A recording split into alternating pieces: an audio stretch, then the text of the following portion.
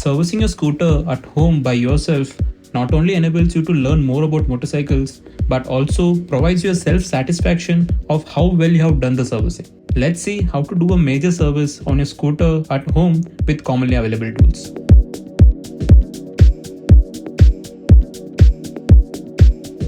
Starting with an engine flush, I'm using a Motul engine flush here, and you can use whichever brand you like. Just make sure that you read the description provided in the bottle.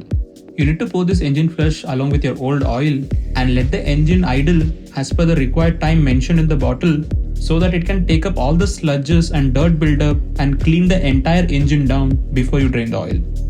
This particular Ntorq has been run for 20,000 km and also has a delay in the oil change. So that's the reason I'm using an engine flush in order to flush the engine and remove any carbon deposits or sludge formation while we drain the oil. After pouring the entire engine flush, as mentioned in the bottle, I have to idle this bike or scooter for 15 minutes before draining the oil. Make sure you don't ride your motorcycle or even rev in this case. Once the engine flush is mixed with your oil, the oil loses its viscosity and loses its ability to lubricate your engine parts as it's supposed to be. So let's place this scooter on idle for 15 minutes and let's come back.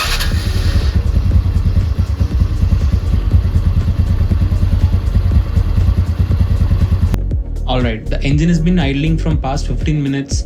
Now let's turn off the scooter and let's get to drain all the old engine oil out.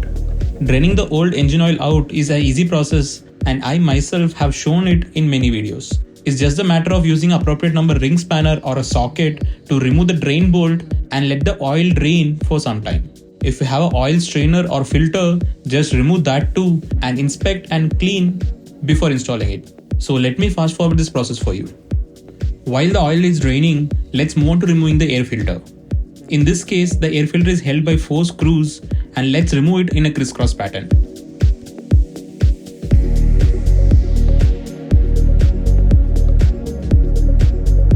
After removing the air filter cover, you can get a glance at the air filter itself.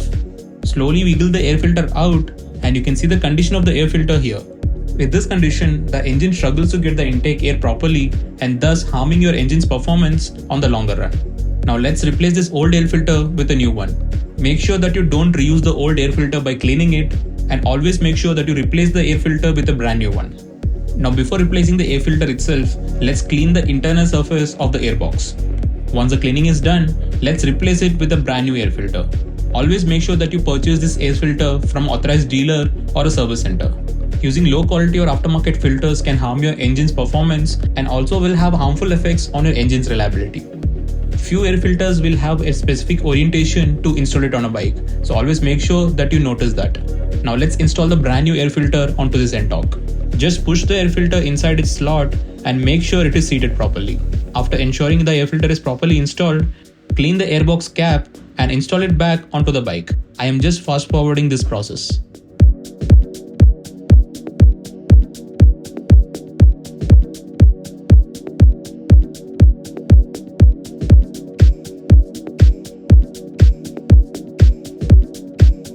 Now let's open the boot.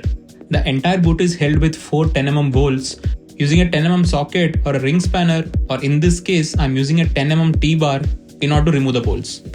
Once all the 4 10mm bolts are removed, let's disconnect the lighting for the boot and also its sensor socket. Once both the sockets are disconnected, let's lift the boot out of the bike. Now as a part of major service, I'll be overhauling this carburetor and clean it thoroughly and install it back onto the motorcycle. I'll be showing you how to remove the carburetor from the scooter and also how to install it back. I'll be making a separate video on how to overhaul your carburetor and clean it properly, few tips and tricks for the same. So now in order to remove the carburetor, let's disconnect the electronic choke and also disconnect the accelerator cable by unthreading its cap. Now inspect the slider for any damage and if you find any deeper grooves, consider replacing the same. Also inspect its spring for any corrosions. Now let's keep the slider unit aside and move on to removing the carburetor. Let's start by disconnecting the airbox from the carburetor. It is held by one screw. Make sure you use the appropriate bit and loosen the screw which is holding the airbox to the carburetor.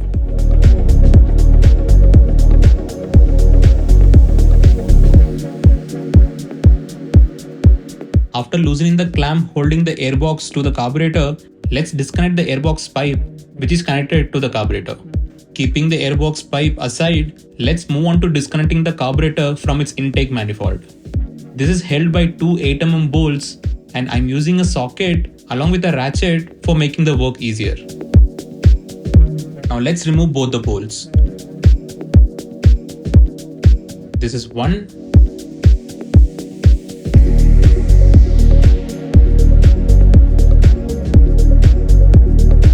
And this is the second bolt.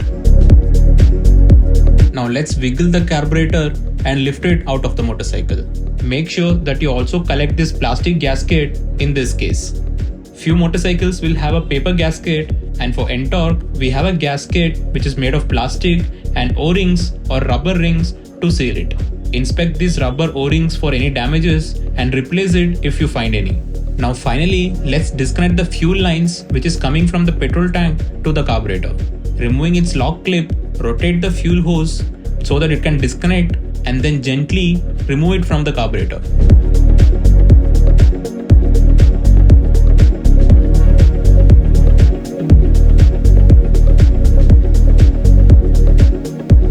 Now after disconnecting the fuel lines, the carburetor is free to move out of your motorcycle. Now one important thing to note here is you shouldn't be leaving this entire hose open in this state. So always make sure you use a plastic or a cloth to cover these vents so that it will be staying free from dust and also from insects that is flying around. Now let's overhaul the carburetor, and as I said, I'll be making a separate video for the same, so do wait for that. So now after overhauling the carburetor, let's install it back onto the motorcycle.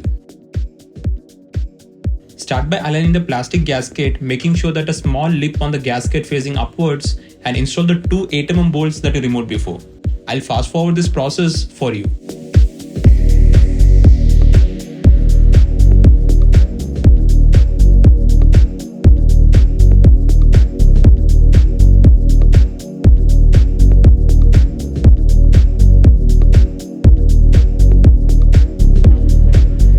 Now let's connect the electronic choke back and install the fuel line and secure its clip.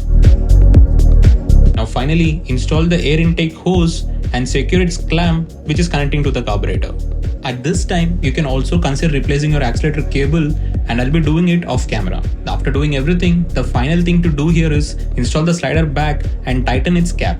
Once this is done, your carburetor is successfully overhauled and cleaned. Now let's move on to the next process. Start cleaning the drain bolt using WD-40 and a clean piece of cloth. Inspect its O-ring, and if you find any damage, consider replacing it. Now in this case for Ntorq, we do have an oil strainer to clean. Spray some WD-40 and using a clean piece of cloth, clean the entire strainer down. One quick tip for Ntorq users is that you can twist this oil strainer and separate it into two parts. Now you can clean this strainer easily using WD-40 and a clean piece of cloth.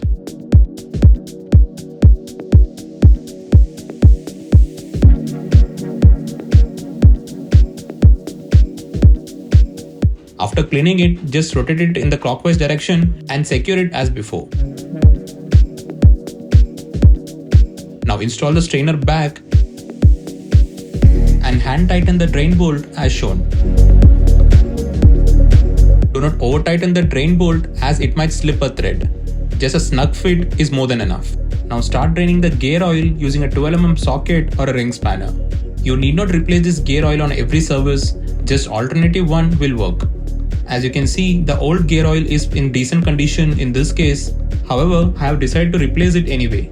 While the old gear oil is draining, you can start removing the filler bolt to let some air in so that the oil can drain faster. And also you can try rotating your wheel so that the gearbox can rotate and the old gear oil can also be drained out. After draining the old gear oil completely, install back the drain bolt and snug fit it as before. Now I'll be using Motul ATW90 scooter gear oil here. You can also consider using Castrol too, as it is one of the best gear oil and easily available one in the market. After snipping off its end, let's fill the entire gearbox with the brand new Motul gear oil.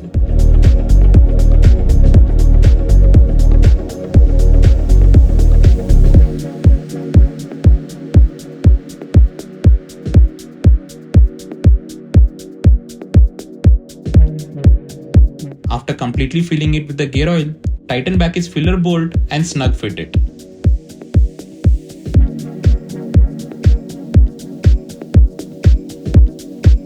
finally, let's move on to filling the engine oil. Start removing the oil filler cap and clean its surface with a clean piece of cloth. Now place a funnel to avoid any mess while filling the engine oil. I'll be using Motul 7100 20W50 engine oil in this case. I know scooters will take in 10W30, however 20W50 will also work. In this case for Ntorq, it will take in 900 ml if you're replacing the engine oil. And also, being this a fully synthetic engine oil, the vibrations on your motorcycle will come down drastically and also gets a protection against your wear and tear of engine components in a much superior way. And the best part is, this engine oil can be run for more than 5000 kilometers, and the box itself specifies the range between 5000 to 8000 kilometers. After filling the engine oil, install back the dipstick or the filler cap and tighten it. Now this video is already long enough, and I'll be making a part 2 video in which it showcases the overhauling of your CVT and the replacing of certain parts if required. I hope this part 1 video was informative enough, and I hope you people like this video. So if you really think my videos are worth the effort, please do consider subscribing to Archeonix, and also follow me on Instagram where we actually discuss anything related to motorcycles. Until then, stay tuned for more such interesting content.